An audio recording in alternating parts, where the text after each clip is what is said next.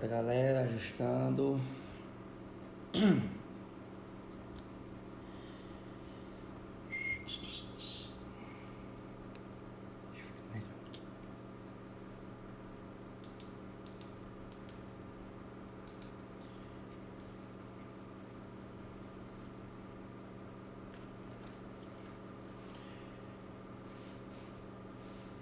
Bora entrando. A gente começar mais uma live. Live número 08, tá? Acerca de diversificação dos seus investimentos e também como você fazer uma gestão de risco para você mitigar, né? Ou seja, você não correr tantos riscos assim nos seus investimentos, tá?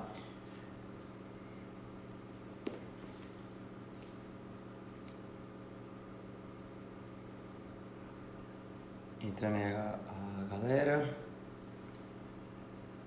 Vamos lá. Mais um tempinho a gente começa aqui a live de hoje, tá? Cenário novo, tô no processo aí de mudança, então provavelmente para quem já me acompanha, né, nas outras lives, tá estranhando um pouco esse novo cenário, mas é temporário e no futuro breve estarei fazendo na minha nova residência, tá? As lives. E quem sabe também no futuro breve, né, no YouTube estou pensando se eu faço essa transição, tá, daqui do Instagram para o YouTube, beleza? Que aí também facilita em relação a quem não acompanhou no momento, ao vivo, pode acompanhar também depois, né, porque a live fica gravada, não precisa ter uma futura reprise em outra rede social.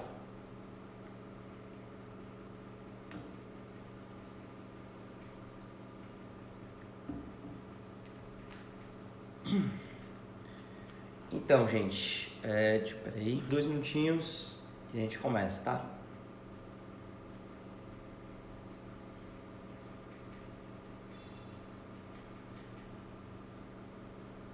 Lucas, Rivelino, Sâmia, todo mundo entrando. E aí, Lucas, tranquilo? Então, galera, falar um pouco sobre diversificação, tá, hoje. Antes de eu começar a falar o conteúdo aqui da live, a diversificação, a diversificação é extremamente importante no momento que você vai realizar os seus investimentos, tá? Vamos dizer uma analogia muito conhecida também, são em relação aos ovos, tá? Vamos dizer que você tem uma galinha, a galinha colocou, sei lá, 30 ovos, tá? E aí você vai carregar esses ovos para sua casa, só que você carrega numa única cesta. E devido a ser 30 ovos bastante pesados, acabou fazendo que a cesta rasgasse a alça dela, né? E os ovos todos caíram no chão e você perdeu todos os ovos, tá?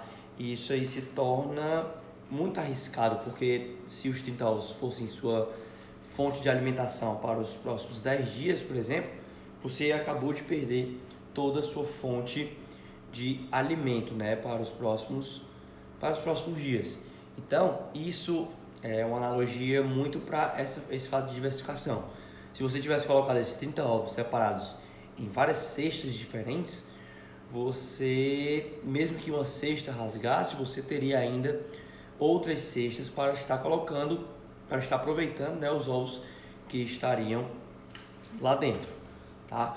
Então, a diversificação é extremamente importante para mitigar os seus riscos, tá? Então, por exemplo, se você investe em algo que tem um determinado nível de risco, vamos dizer que seja um nível alto, e você tem um outro investimento que tem um risco baixo, e você investe 50% de alto risco e 50% de baixo risco, você vai equilibrar a média de risco da sua carteira de investimentos, nem tão arriscado quanto de alto risco, mas também não tão seguro assim quanto de baixo risco, tá? E essa média de risco vai ser definida justamente no que eu vou falar aqui no decorrer dessa live, beleza? Então, A diversificação e essa gestão de riscos, que são os conteúdos da live de hoje, são extremamente correlacionados, tá? Então, a partir do momento que você diversifica, você começa a mitigar, fazer um gerenciamento do risco que você está correndo naqueles investimentos, tá? No mundo dos investimentos não existe nenhum investimento 100% seguro, tá? Existe um investimento mais seguro de todos, que é o Tesouro Selic, tá? Que é um título público emitido pelo governo federal, mas ele também tem os seus riscos, tá? Apesar de a probabilidade no Brasil aqui ser menor, mas, por exemplo, no nosso país vizinho, a Argentina, já teve situações que ele deu calote, tá? É uma situação bastante rara de acontecer, mas existe aquela pequena probabilidade de ter esse risco no seu investimento, mesmo que seja o mais seguro do país. E aí aquele esquema de quanto mais seguro, menor a rentabilidade, e o contrário também, né? Quanto menos seguro, ou seja, mais arriscado, maior a rentabilidade, pois você deve exigir um prêmio a mais por você estar correndo aquele risco a mais, tá? Você não iria aceitar, por exemplo, R$ 10 para você pular de paraquedas do avião, mas talvez se lhe pagassem, sei lá, R$ 10.000, você aceitaria, mesmo que você tivesse muito medo de pular, por exemplo, entendeu? Então, porque você está exigindo um prêmio a mais para o provável risco que você vai estar correndo. Se você tem muito medo de altura, talvez você quisesse enfrentar esse prêmio, ou você queresse enfrentar esse risco, encarar esse seu medo, se você tivesse um prêmio maior no final da conclusão dele, né? Então, é basicamente isso, essa correlação, tá? Então, e Léo, o que é que define o que seria esse grau de risco, ser um risco mais elevado a se correr ou um risco mais reduzido a se correr? Isso aí eu comentei um pouco na live passada, que esse resumo está muito relacionado ao seu perfil de investidor. Quanto mais agressivo for o seu perfil, mais risco você vai correr e, consequentemente, uma maior rentabilidade você vai buscar, tá? E o contrário também é verdadeiro. Se você tiver um perfil muito mais conservador, menos risco você vai querer correr e, consequentemente, você vai obter menores rentabilidades, tá? Então, a gente tem 3 perfis. A gente tem o perfil conservador, o moderado e o agressivo.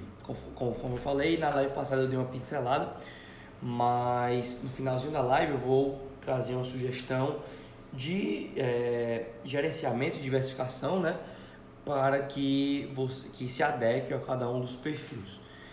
Vale salientar que essa questão do perfil de investidor nada mais é do que um questionário que sempre que você cria uma conta na corretora, você tem que preencher esse questionário, que a partir das suas respostas ele define se o seu perfil é um desses 3, né? Se é conservador, moderado ou agressivo, tá?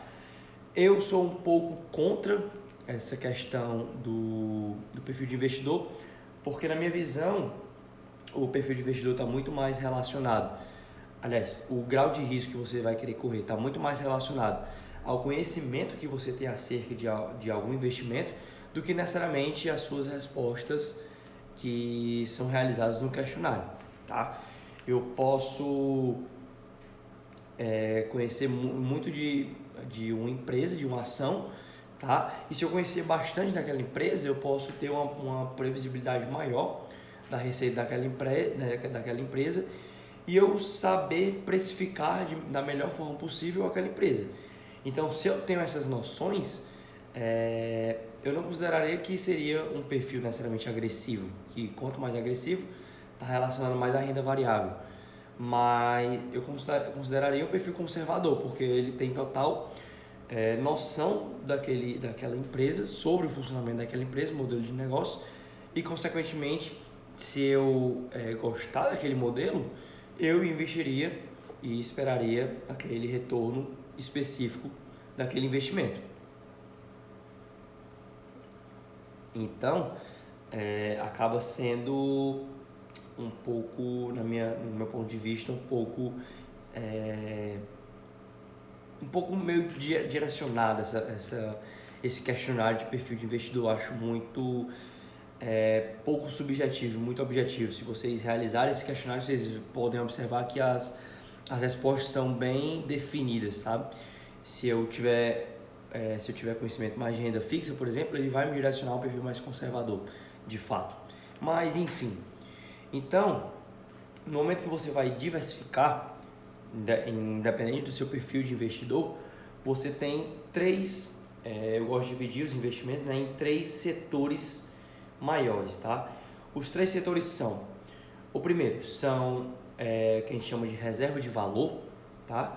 O segundo setor é de ações, tá? Reserva de valor seria de renda fixa, né? Ações e fundos imobiliários são as 3 principais, tá? Não vou entrar aqui em investimento no exterior ainda, a gente está muito no começo. No decorrer das lives, mais lá para frente, eu posso estar introduzindo também esse assunto sobre investimentos no exterior, tá? Tanto nos Estados Unidos como Europa, que são os 2 maiores mercados, né? E os mais conhecidos. Então, para que serviria cada um desses 3 grandes setores, tá? O primeiro setor, o setor de renda fixa, seria para uma forma de proteção, tá? A partir desse investimento, eu iria proteger mais meu patrimônio de volatilidade, tá? A partir do momento que a gente investe em renda variável, quem já investe, né, quem já tem essa experiência, sabe que hoje pode estar subindo, como amanhã pode estar descendo a mesma coisa, se não mais do que subiu no dia anterior. Então, por exemplo, se eu invisto numa empresa que ela subiu hoje 5%, mas amanhã vai cair 6%, então é como se a minha média eu conseguisse mitigar essa disparidade, né, de 11 pontos percentuais com a renda fixa, tá? Então ela acaba tendo essa função de proteção e essa função de redutor de volatilidade, tá? São os 2 principais pontos de importância da renda fixa. Quando você investe em ações, você está muito relacionado ao investimento em negócios, tá? Em empreender. Então, a partir do momento que você investe numa empresa, você tem que ter a noção de que você está se tornando sócio daquela empresa. Então, se eu invisto em Itaúsa, por exemplo, que é a holding que comanda o Itaú, se eu invisto nela, a partir do momento eu estou me tornando sócio naquele momento da Itaúsa. Se eu invisto, por exemplo, em Bradesco, a partir do momento que eu invisto, eu me torno sócio do Bradesco, tá? Mesmo que seja 0,00001%, mas eu tenho uma fatia da empresa na qual eu estou investindo, tá? Inclusive, a partir do momento que você tem essa noção, que você investe com a mentalidade de ser sócio daquela empresa, você acaba, por consequência, tendo uma mentalidade de longo prazo, tá? Quando você, por exemplo, se tiver alguém que invista em franquia, você não investe a franquia agora esse ano para esperar um resultado expressivo já nesse próprio ano. Você espera pelo menos 4, 5, 6 anos para começar a obter o retorno mais expressivo, tá? E a partir do momento que você investe em ações, funciona da mesma forma. Se eu invisto na empresa hoje, eu não vou esperar que amanhã ela já dobre de valor de mercado. Eu não vou esperar que no final do ano eu tenha um retorno gigantesco, tá? Até porque essas oscilações de curto prazo é totalmente aleatório, eu não consigo prever isso, tá? Estudos mostram que não há como prever, tá? Mesmo que alguém diga que tem como, mas porque acontecimentos passados não necessariamente refletem acontecimentos futuros. Então, no longo prazo, mesmo com essas oscilações de curto prazo, a tendência, se você olhar os gráficos das grandes empresas, vocês vão observar que é uma linha crescente, tá? Porque as empresas, boas empresas, né, buscam sempre o crescimento, tá? Mas não vai ser do dia para a noite que ela vai crescer, beleza? E por fim, os fundos imobiliários, tá? Os fundos imobiliários é como se eu me juntasse com outras pessoas, cada pessoa desse um determinado valor e desse montante a gente comprasse o imóvel, alugasse ele e aí eu teria o retorno do aluguel, né? E o aluguel seria dividido igualmente, proporcionalmente aos cotistas, né, que a gente chama, que participaram na compra desse imóvel. Basicamente isso, tá? E qual a importância dos fundos imobiliários? Os fundos imobiliários é uma forma simples também de você investir em terras, em imóveis, tá? Em empreendimentos. Terras, elas são totalmente limitadas, tá? A gente só tem toda a faixa de terra do mundo, e ainda mais com o crescimento populacional que estamos tendo, né, nos últimos anos, acaba que vai chegar um ponto que a terra vai ficar com um espaço limitado. E pela oferta e procura, quanto menor a oferta, a procura, né, a oferta vai baixando e a procura vai se tornando muito maior em relação à oferta que está tendo daquele determinado produto, que no caso são as terras. Então, é importante porque no longo prazo há uma valorização natural das terras e, consequentemente, dos imóveis, tá? E, Léo, por que não investir diretamente em imóveis? Isso é uma discussão meio profunda, mas de forma básica, primeiro, os fundos imobiliários eu mitigo algumas burocracias que eu possa ter no futuro, quanto ao imóvel, quanto à manutenção do imóvel, tá? E ainda mais num período que não houver locatário, por exemplo, não houver inquilino. Então eu não estaria recebendo aquela renda. Enquanto no fundo imobiliário, como ele possui o maior capital, né? Pelo improviso, né? Cenário novo, também temos um cachorro novo aqui, não tem problema, mas a gente segue na live. Então, com o tempo, a gente também pode ter esses problemas caso a gente invista no imóvel. Além de tudo, se eu tiver somente aquele meu patrimônio, eu comprar com todo o meu patrimônio aquele imóvel, eu vou ter boa parte do meu patrimônio imobilizado, tá, no único empreendimento. Então isso aí pode travar os meus investimentos futuros, beleza?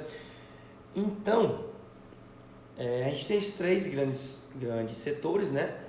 O de renda fixa para proteção, o de ações que vai se relacionar muito aos negócios e os fundos imobiliários que se relacionam muito a essa parte de terras e imóveis, tá? Empreendimentos.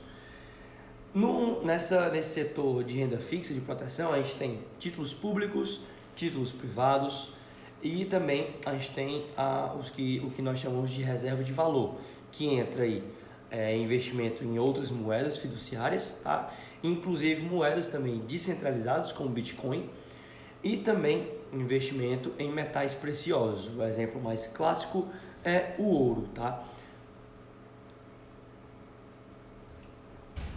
Que geralmente em momentos de grandes crises, como tivemos na pandemia do ano passado, né, o início, né, da pandemia, apesar de estarmos ainda na pandemia, mas no grande início da pandemia houve um pico da alta do dólar e também, para quem acompanha vai saber, também teve uma alta no preço do ouro, tá? Isso porque, primeiro, o ouro é um metal precioso e o dólar é a moeda mais forte do mundo.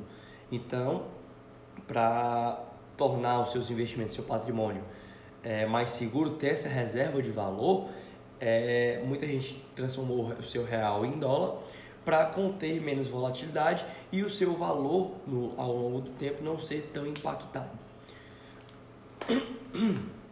Já nessa parte de negócios de ações, nós temos as próprias ações, tá? Temos também as stocks, que são as ações americanas e do exterior de forma geral. Também temos os BDRs, que são recibos de depósitos que representam ações americanas que são negociadas na Bolsa Brasileira. E também a gente tem o próprio empreender, tá? Eu sei o empreendedor, no qual vou criar minha empresa e a partir daí eu vou conseguir gerar uma receita e aí um prolabore e aí também ser uma forma de investimento, tá? E também, por fim, nos fundos imobiliários que se relacionam às terras, a gente tem os próprios fundos imobiliários e a gente tem os REITs, que são semelhantes aos fundos imobiliários, só que negociados também lá nos Estados Unidos.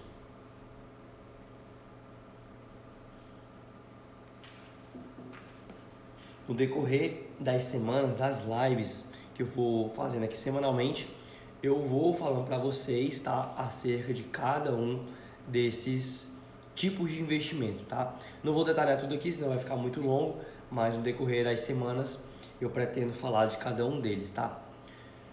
E aí, talvez vocês não tenham ouvido aí, tá? Léo, e a minha reserva de emergência entra onde aí, tá? E Léo, eu já ouvi falar sobre uma reserva de oportunidade, o que é isso? Primeiro de tudo, minha reserva de emergência é algo totalmente independente do meu portfólio de investimentos, tá? A reserva de emergência, ela não é um investimento, tanto que o objetivo dela não é rentabilidade, é liquidez e segurança. A rentabilidade é o terceiro ponto. Se a Selic e, consequentemente, o CDI aumentarem, ótimo. Se não, eu não vou me importar, eu não vou mudar o local da minha reserva de emergência só por causa da rentabilidade, tá?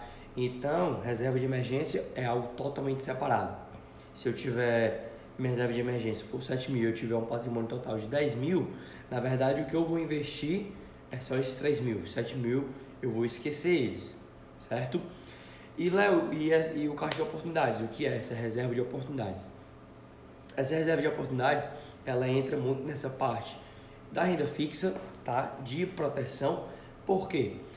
Porque em grandes crises, não é nos momentos de grandes altas na qual a gente vai comprar tudo desesperadamente, e sim nos momentos de grande crise, tá? Como tivemos na pandemia passada, na pandemia do começo do ano passado.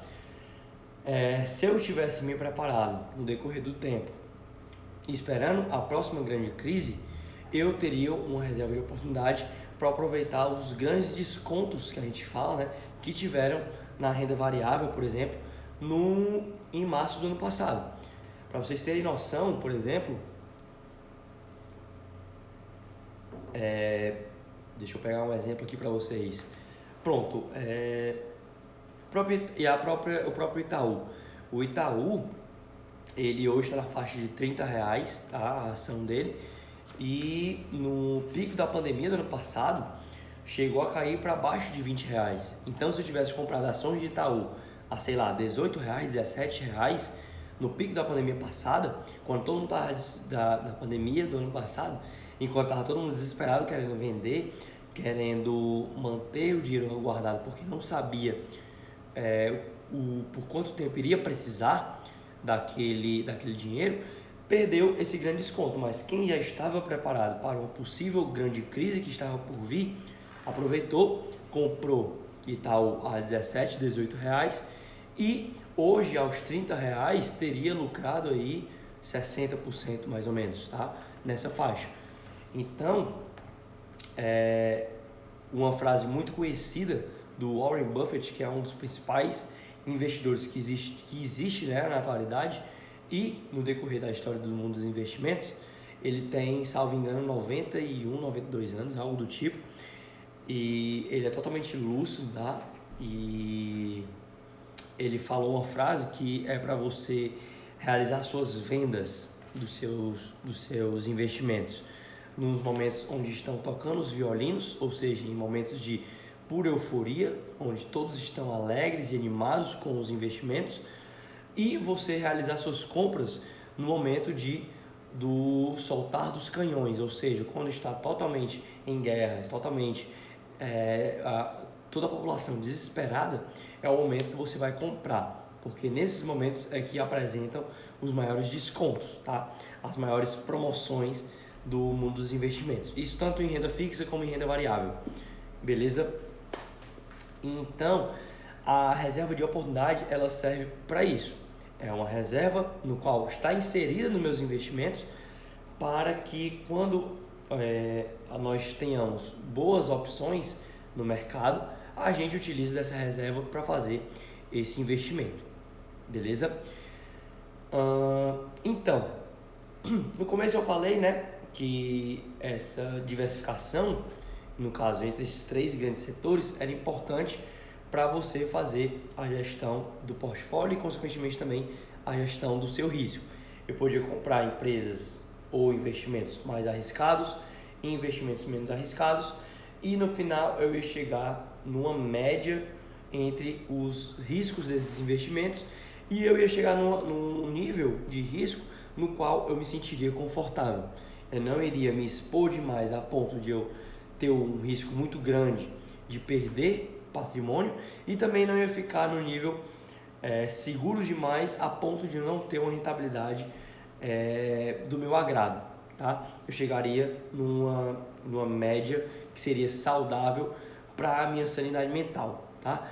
Porque não é todo mundo, por exemplo, no momento, mais uma vez, relembrando a pandemia do ano passado, não é todo mundo que tem coração, não tem calma o suficiente para ver o seu patrimônio cair 40%, 50%, tá?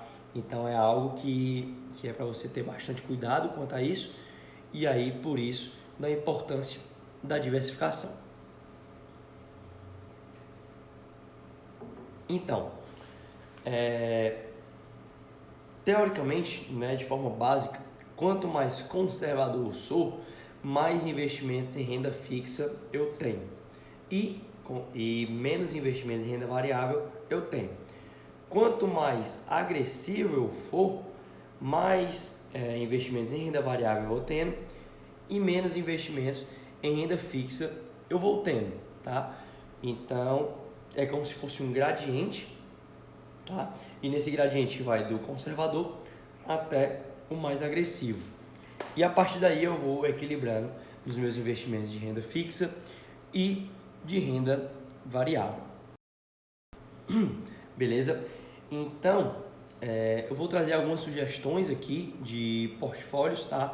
E no final eu vou comentar como é que eu realizo os meus investimentos. Beleza? Primeiro, começando pelo nível de conservador. O nível conservador é aquele nível que não está tão apto a ter grandes volatilidades nos seus investimentos e gosta de uma maior segurança. Logo, justamente pelaquela tríade, eu não vou ter uma grande rentabilidade, já que eu estou exigindo uma maior segurança aos meus investimentos, tá? A liquidez ela vai variar, né, de acordo com seus objetivos, mas nessa relação de retorno, né, rentabilidade e segurança vão ser inversamente proporcionais, tá? Então, no perfil conservador, eu tenho que procurar mais investimentos em renda fixa, tá? Eu não gosto que seja 100% em renda fixa. Por quê? Porque você talvez possa estar perdendo grandes oportunidades que tenham na renda variável, tá? Na renda fixa, para um perfil conservador, eu gosto de indicar, de sugerir que coloque entre 80% e 70% de toda a sua carteira de investimentos somente em renda fixa, tá? E, Léo, em renda fixa eu vou colocar exatamente em quê? Principalmente em 4 pontos, tá? O primeiro, em títulos pós-fixados, ou seja, que tem um indexador como a rentabilidade, né? E a rentabilidade final eu só vou saber no vencimento daquele investimento. Uma parte também em investimentos de proteção. Aqui eu separo em 2, que é o Tesouro IPCA+, e em alguma moeda fiduciária ou moeda descentralizada, e também em metais preciosos, tá? No IPCA+, eu vou explicar com mais detalhes também um pouquinho na frente, em relação ao investimento no qual a rentabilidade dele é híbrida, onde eu tenho um investimento onde tem um indexador IPCA, mais uma rentabilidade fixa, ou seja, ele me protege da inflação e ele me garante uma rentabilidade real de X%, além do IPCA, tá? Então é a forma de proteger o meu patrimônio sem eu me expor muito a ativos de grande risco, tá? E de moeda fiduciária eu posso investir em dólar, posso investir no Bitcoin, por exemplo, posso investir em ouro, em prata, que são os metais preciosos. Só um detalhe em relação ao investimento em dólar, em relação ao investimento em dólar, vocês não investirem diretamente na moeda, tá? E sim em empresas ou investimentos de renda fixa em dólar, porque não é impossível eu prever como é que vai ser a evolução do dólar lá na frente, tá? Eu não sei o que é que vai acontecer amanhã, eu não sei o que é que vai acontecer no final do ano com o dólar, e eu não sei o que é que vai acontecer daqui a 5 anos com o dólar. Então, o interessante é que eu invista em algo que seja em dólar para eu realizar essa proteção em moeda fiduciária, beleza? E o restante, ou seja, entre 20% e 30%, você diversificar entre ações e fundos imobiliários, tá? Para um perfil conservador, eu prefiro que tenha uma maior exposição aos fundos imobiliários do que às ações. Por quê, Léo? Porque os fundos imobiliários é mais simples o entendimento. É mais simples eu chegar para alguém que não tem tanto conhecimento e eu explicar que se eu me juntar, a pessoa da qual estou atendendo, e mais 8 pessoas, totalizando 10, cada uma der 20 mil reais, e no final tiver um montante total de 200 mil e eu comprar um imóvel e alugar, e o valor do aluguel eu distribuir proporcionalmente ao valor investido, é muito mais simples para uma pessoa que não tem tanto conhecimento nos investimentos do que eu explicar todo o modelo de negócio de uma determinada empresa para essa pessoa, tá? Então, quando for se expor à renda variável, sendo um perfil conservador ou iniciando no mundo da renda variável, eu gosto de aconselhar que invista numa maior parte em fundos imobiliários, tá? Justamente para ser mais palpável a compreensão do investimento. Além do que, os fundos imobiliários eles são mais previsíveis por ter essa renda mensal e também eles são menos voláteis, ou seja, eles oscilam menos no dia a dia. Então isso aí também pode ser primordial para um investidor de perfil conservador. Já no perfil moderado, a gente vem para uma mescla maior, tá? A gente começa a pesar mais o tanto em renda fixa e o tanto em renda variável. Então eu aconselho, né? Eu sugiro uma faixa de 60% a 40% para renda fixa e 40% a 60% para renda variável. Isso aí vai depender, obviamente, né, do seu equilíbrio da sua carteira. Algo muito comum que acontece por exemplo, eu invisto 50% em renda fixa e 50% em renda variável, tá? E as divisões aqui de renda fixa e renda variável é as mesmas do perfil conservador, tá? Em títulos de pós-fixados, em títulos ou investimentos que gerem proteção e títulos privados, tá? Que são de grandes bancos e instituições financeiras. Então, eu coloco aqui sobre perfil moderado, eu coloco 50-50, tá? 50% em renda fixa, 50% em renda variável.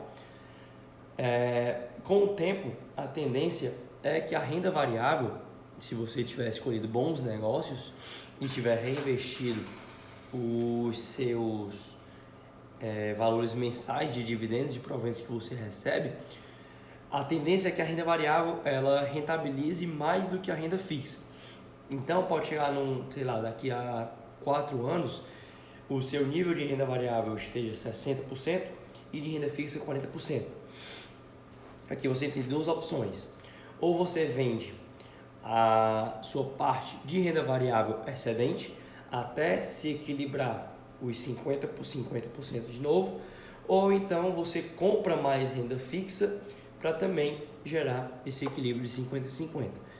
Isso aí é uma forma simples também, de tempos em tempos você pode estar fazendo esse reequilíbrio da sua carteira. Um perfil moderado é um perfil que consegue trazer uma maior diversificação dos seus investimentos, porque ele divide igualmente, né, 50-50 em investimentos de baixa oscilação e investimentos de alta oscilação. A partir do momento que o seu perfil de investidor vai se tornando mais agressivo, é interessante que na renda variável você comece a migrar mais de fundo imobiliário para as ações, para os negócios, tá? justamente porque os grandes negócios, se você pegar numa curva boa, né, de crescimento, ele pode te gerar muito mais ganhos do que os fundos imobiliários, beleza? E por fim a gente tem o perfil agressivo, que é o perfil onde eu vou me expor em maior proporção em renda variável. Aqui é justamente o contrário do perfil conservador. Quando o conservador entre 80% e 70% era em renda fixa, no perfil agressivo entre 80% e 70% será em renda variável, enquanto que 20% a 30% será em renda fixa. Beleza? Léo, e as diversificações dentro desses grandes setores continuam as mesmas. Renda fixa, títulos pós, de proteção e títulos privados. E na renda variável, entre ações e fundos imobiliários, beleza? E mais uma vez, à medida que você vai passando para o perfil mais agressivo e saindo mais de fundos imobiliários e indo mais para as ações, tá? E Léo, o investimento no exterior entra em que parte aqui? Na verdade, ele entra em renda variável e a sua exposição ao exterior vai depender unicamente da sua vontade de diversificar seu dinheiro lá fora, beleza? Quando eu tratar de investimentos no exterior, vou falar mais a respeito os motivos para você investir, o porquê investir e a importância, os benefícios de você investir, tá? Então, isso aí eu posso ser do perfil conservador, e se eu quiser investir, por exemplo, no McDonald's, mesmo tendo perfil conservador, eu posso, tá? Não é o meu perfil de investidor que vai decidir o momento de eu aportar meu dinheiro lá fora. E Léo, beleza, eu entendi o perfil conservador, moderado e agressivo, mas e você? Como é que você investe? Tá? Detalhadamente, os meus investimentos são expostos somente no Close Friends, beleza? Eu invisto, toda empresa que eu invisto, na qual eu vou investir e as que eu já invisto, de tempos em tempos, eu trago revisões dos investimentos, explicando a minha tese para eu estar investindo. Não é nada de recomendação ou indicação de compra e venda, mas sim uma exposição de como eu realizo os investimentos. Desde a escolha daquela empresa, até o meu estudo, até eu, de fato, colocar meu dinheiro lá dentro. Tá? Mas as proporções entre esses três grandes setores, eu exponho aqui publicamente, tá? A minha intenção é eu me expor na proporção de 30, 30, 30 e 10, tá? Léo, mas são três e você está falando de 4 valores. É porque o quarto valor é minha reserva de oportunidades, beleza? Que é os 10%.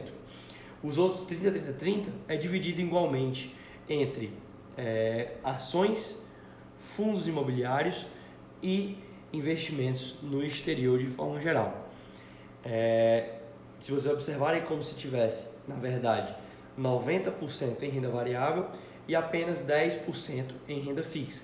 Então eu acabo tendo um perfil super agressivo nos meus investimentos. Obviamente, todos os investimentos eu tenho total consciência do que está acontecendo em 99% do tempo naquelas empresas, certo? Então, eu não estou investindo somente de olho fechado e escolhendo aleatoriamente qual empresa eu vou investir. Eu realizo todo um estudo de cada uma das empresas para eu realizar um investimento que vai ser mais vantajoso para mim e que tem as maiores perspectivas de crescimento, tá? Então, e se vocês observarem, justamente pelo meu perfil ser ultra agressivo, eu tenho 60% em ações, né, que é as ações no Brasil e ações no exterior, e 30% em fundos imobiliários, tá? E os 10% em ativos de proteção de forma geral. E aí, dentro das ações, eu divido as ações em investimentos mais arriscados e menos arriscados. Beleza? Então, e aí, justamente, a sua diversificação e sua gestão de portfólio e gestão de risco vai justamente depender desse gradiente entre o seu perfil conservador e o seu perfil agressivo, tá? Dentro desse gradiente você tem vários níveis de perfil de investidor, que aí no qual você vai podendo estar diversificando os seus investimentos, beleza? Na próxima live, a gente já acabou, essa aqui era a terceira parte da base dos investimentos. Tiveram nas 2 outras semanas, tivemos a parte 1 e parte 2. Se você assistir nessas 3 partes, você já vai estar muito apto assim, a ter uma base geral dos investimentos e a partir daí você começar a ter uma certa independência para estudar os investimentos em si, tá? Já na próxima live eu já vou começar a falar especificamente de alguns produtos de investimento, mais especificamente eu vou começar a falar sobre renda fixa, tá? Então, e aí eu vou detalhar cada um dos investimentos, porque seria melhor investir em X e não em Y e assim por diante. Beleza? Então, gente, a live de hoje é isso, tá? Foi, eu acho, uns 40 minutos de live, 30, 40 minutos de live. Foi um pouquinho mais rápido, então um pouquinho rouco, eu acho que vocês perceberam. Além de eu estar no cenário aqui improvisado, justamente por eu estar nesse processo de mudança, no qual eu falei para vocês, mas o dia foi hoje, estou de correria, mas estou aqui me comprometendo com vocês de todas as quintas-feiras, às 9h30 da noite, estar trazendo essa live para vocês. A priori, a live da semana que vem continua sendo aqui no Instagram, tá? Mas no futuro breve eu pretendo estar migrando para o YouTube, justamente para ficar com melhor qualidade de vídeo, vocês poderem me ver na proporção horizontal, né? E se for o caso também eu começar a trazer alguns slides, algumas imagens para ficar algo mais didático para vocês e não somente eu estar explicando aqui frente a frente com vocês sem nenhuma imagem, sem nada para auxiliar na explicação. Beleza? Então é isso, gente. Muito obrigado para todo mundo que assistiu até aqui. Quem não assistiu toda a live ou não pôde acompanhar desde o início, amanhã às 7 horas da noite tem a reprise lá no meu canal no YouTube. Se você não é inscrito, se inscreva, tá? O link tá na minha bio, clica lá no link, vai abrir um menuzinho e nesse menu tem o link lá pro canal do YouTube. Beleza, gente? Muito obrigado a todo mundo que assistiu até o final. Desculpa pela minha voz rouca e o conteúdo um pouquinho mais curto, mas é isso aí. Quinta-feira que vem, às 9h30 da noite, estaremos mais uma vez. E é isso. Beijo para todo mundo e tchau.